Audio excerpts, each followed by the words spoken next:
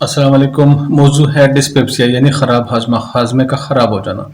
ایسے مریضوں کو سمٹمز عموماً بھوک کا نہ لگنا، الٹی آنا، ناؤزیا ہونا، دل خراب ہونا، اریکٹیشن یعنی بڑی بڑی ڈکاریں لینا، ایسیڈیٹی عموماً ان کی زیادہ ہوتی ہے، فول ٹیسٹ یعنی منہ کا ذائقہ خراب ہوتا ہے، فول بریتھ یعنی بدبودار سانسیں آتی ہیں، منہ کا ذائقہ کبھی کبھی کڑوا، کبھی ویسی بدبودار سا ذائقہ ہوتا ہے، معدے میں بوجھ محسوس کرتے ہیں کھانے کے بعد خصوصاً، اور irregular باؤلز ہوتے ہیں، ان کا پیٹ کبھی کبھی بغیر کسی وجہ کے خراب ہو جاتا ہے، کبھی ٹھیک ہو جاتا ہے، فلیچوز بہت زیادہ ہوتے ہیں، اخراج گیس بہت زیادہ ہوتا ہے، اور اس کی وجہ اخراج گیس کی وجہ، گیس کی زیادتی کی وجہ انتوں کی سست رفتاری کی ہوتی ہے، پریسٹالٹک موومنٹس انتوں کی کم ہو جاتی ہے، جس کی وجہ سے انتوں میں فرمنٹیشن جو آلریڈی چل رہا ہے وہ زیادہ ہو جاتا ہے، گیسز بن جاتی ہیں، اور وہ جو مریض کو پھر مزید تنگ کرتی رہتی ہیں۔ نائٹ میئرز جیسے مریضوں کو اکثر ہوتی ہیں۔ ان کا علاج بہت آسان ہے۔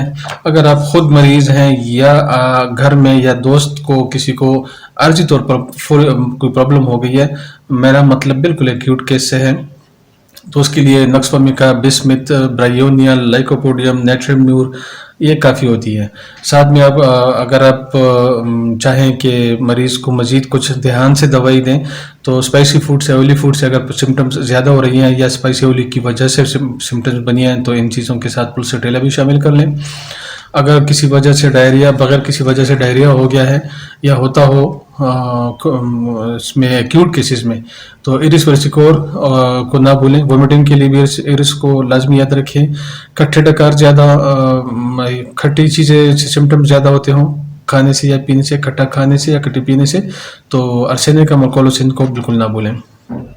لیکن ایسا بہت کم ہوتا ہے۔ عموماً ہمارے پاس جو کیسز آتے ہیں وہ مہینوں یا بعض اوقات سالوں پرانے ہوتے ہیں، کرونک ہوتے ہیں۔ کرونک کیسز میں ہیپرسلف، نکس ومیکا، برائیونیا، کلکیریا کارب، لائکوپوڈیم، ارسینیکم البم، اینٹیمونیم کروڈم، کالیبائکرومکم، ارنیکا، ان سب چیزوں کو یاد رکھیں۔ ان کی اسٹڈی آپ نے کی بھی ہوگی، مزید کر لیں، ورنہ DaixyCosmetics.com پر دیکھ لیں۔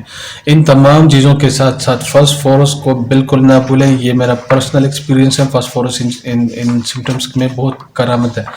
اچھا، انگزائٹی کی وجہ سے ڈسپیپسیا ہو، جو عموماً آج کل سب کو ہے، اسٹوڈنٹ ہو چاہے بزنس مین ہو، جاب والا ہو، جاب لیس ہو، انگزائٹی ڈپریشن تقریباً سب کو ہی ہے۔ ایسے مریضوں کے لیے نکس ومیکا، اگنیشیا، ایکوانائٹ، چائنا، بکوپا، پیسیفلورا، ایسڈ فاس، ان چیزوں پہ دھیان رکھیں۔ اور بھوک بڑھانے کے لیے اگر کسی کو انیورگزیا ہے، خصوصاً عموماً بچوں کو، بوڑھوں کو یہ ہو جاتا ہے، تو ان کو اشوکا فوراً دیں، اشوکا لازمی دیں۔ اشوکا سے اسٹیمنا بحال ہو جاتا ہے، دل کا زور زیادہ ہو جاتا ہے، مریض ایکٹیو ہو جاتا ہے۔ کوکلس کیکٹی، کلکیریا کارب اور چائنا بھی بھوک بڑھاتے ہیں، وہ بھی آپ ایڈوائز کر سکتے ہیں۔ فلیچوز کے لیے گیسز اگر بہت زیادہ، اخراج بہت زیادہ ہو، لائکوپوڈیم، کاربوویجیٹیبلس، کیپسیکم اور جلسیمیم، بہت زبردست کمبینیشن آپ بنا سکتے ہیں ان سے۔ اس کے علاوہ تھوک اگر منہ میں زیادہ آ رہا ہو، واٹر برش جس کو پرانی کتابوں میں لکھا ہوا ہے، یا تھوک والی پانی والی ڈکاریں آتی ہوں، تو برائیونیا، لائکوپوڈیم، جلسیمیم، ایسڈ سلف، یہ آپ کی بہت بہت امداد کریں گی، کارآمد چیزیں ہیں۔ ان سب چیزوں کو دھیان میں رکھیں کہ اگر ایکیوٹ کیس ہے تو لوور پوٹینسی کافی ہوتی ہے، 3 میں، 6 میں، 30 میں بھی ٹھیک ہے، حالانکہ 30 مجھے پسند نہیں ہے، لیکن اگر پرانا کیسز ہے، کرونک ہے، اور عموماً ہمارے پاس 3، 4، 5 سال کے بھی پرانے کیسز آ جاتے ہیں، تو ایسے مریضوں کو کم از کم 200 پوٹینسیز میں دینے چاہیے۔ یہ میرے خیال میں مڈل پوٹینسی ہے۔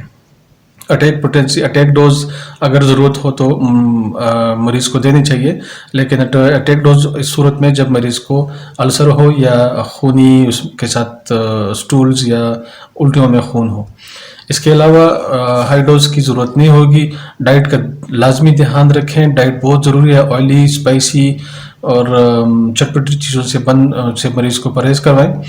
کالی چائے، سبز چائے بند کروا دیں، کالا قہوہ پی سکتے ہیں، لیمن گراس قہوہ پی سکتے ہیں، ہر وہ چیز جس میں چینی ملی ہوئی ہو، کھانا اور پینا دونوں منع ہے۔ چینی کی جگہ گڑ، شکر، کھجور، شہد وغیرہ استعمال کر سکتے ہیں۔ نماز لازمی پڑھیں، نماز نہ چھوڑیں۔ سبسکرائب، لائک اور شیئر لازمی کریں تاکہ صدقہ جاری آپ کا جاری رہے۔ جزاک اللہ خیر۔